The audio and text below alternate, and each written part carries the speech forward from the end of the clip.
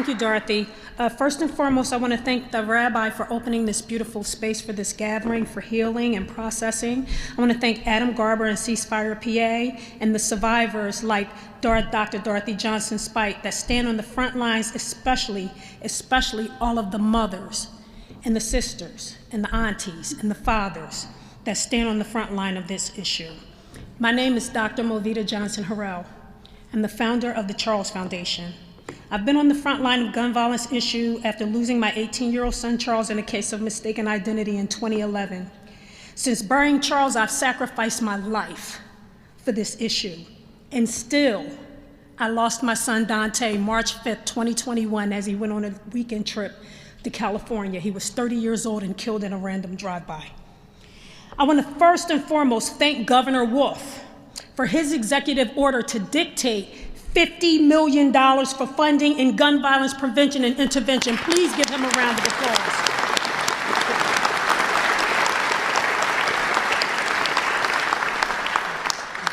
The sad part is that in this country, and we don't want to make the comparison, but more children die going to school than law enforcement officers die going to work. We must address the gun violence pandemic in the city of Philadelphia and statewide with the same urgency as we have addressed the COVID pandemic. We need to initiate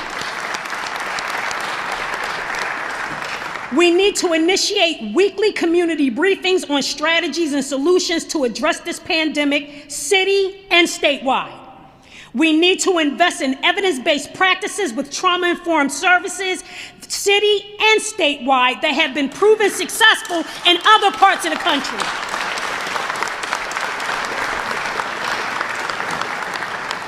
For right now, it has not even gotten hot in Philadelphia. We have mass shootings every day on the streets of Philadelphia. We need to immediately and urgently distribute gun violence prevention funds to community-based organizations, city and statewide, that address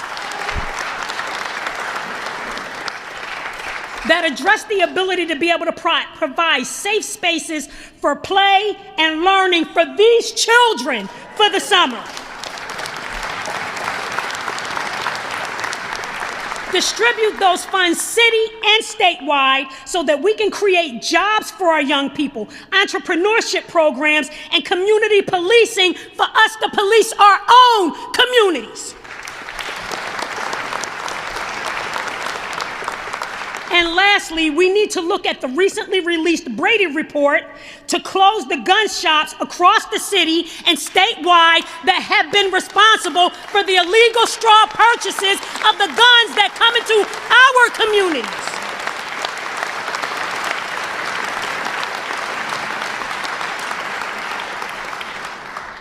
And those red seats for those legislators that are not voting the way that we want them to vote, 90% of Americans have supported background checks. For those red seats that they don't want to vote the way we want them to vote, we need to flip those seats.